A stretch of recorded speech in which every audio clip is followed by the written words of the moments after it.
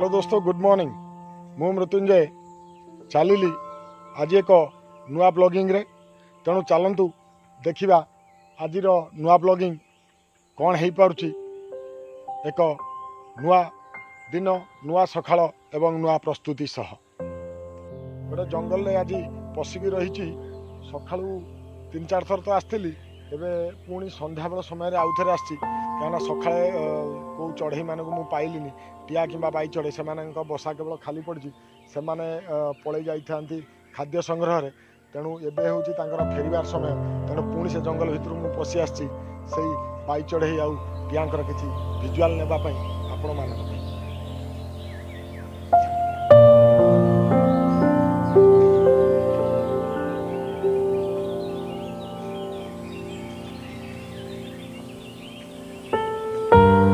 बंधुगण देखुवे एपरी एक सुंदर सुंदर दृश्यर खोज रे आज मु एक बिल मझे पशि एक कादुओ भितर पशि आसिली। से जंगल भितर थिबा एक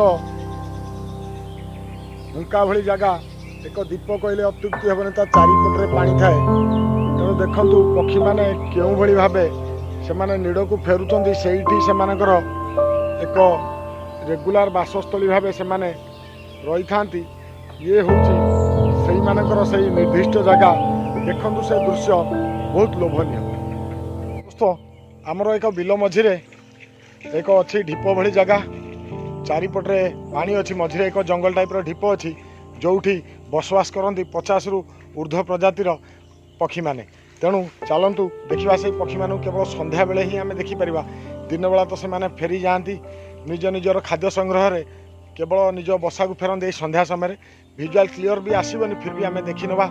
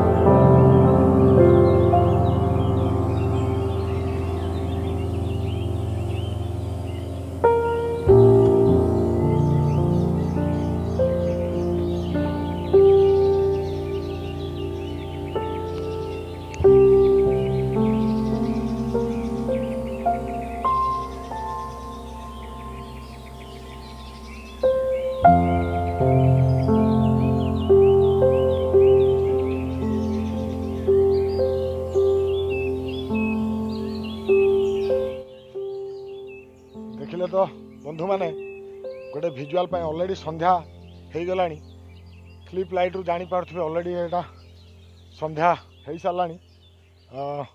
सारा 5:30 क्रॉस कर गला फिर भी आम बिलर जाऊँ देखुए पानी भी जमी कादुଅ बिलरे से क्लिप जाइलु से बहुत प्रकार चढ़ई आम देखा पाइलु अवश्य बहुत दूर आम भिजुआल नवा पड़ा क्या संध्या समय से पानी भितर पशा साहस पाइलानी कादुଅ हाँ फिर भी 50 रु 60 प्रकार ऊर्ध चढ़ई से बसती से मानकर बसा सकाळ जिते चेष्टा कले आम भोर 5टारू गले देखा पाऊना कहीं से बसा छाड़ी पलि जाती केवल यही संध्या समय ही देखा मिले ये तो वर्षा दिन शीत दिन आगमन किंतु एपर्यंत वर्षा लगी रही तेणु यहाँ मुझे वर्षा दिन कहले अत्युक्ति होनी मो आदि खरा दिन होता ताहले से भिजुआलटा एक अन्य प्रकार आसता एवं आम अति पाखर जाकि से भिजुआल गुड़ा आम आनी पारि था तेणु दुर्भाग्य से तो प्रकृतिर विडंबना से आम हाथ में किसी ना तेणु आम टे दूर रही से भिजुआलटा आणिलु। हेलो दोस्तों आपण मानक मोर विशेष अनुरोध आम चैनल को सब्सक्राइब करंतु एवं आपण बंधु प्रियजन सहित शेयर करंतु। धन्यवाद। जय जगन्नाथ।